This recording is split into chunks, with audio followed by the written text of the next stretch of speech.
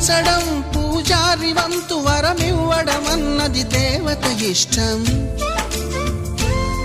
ప్రేమించడం ప్రేమికుడి వంతు కరుణించడం అన్నది ప్రేయసి ఇష్టం.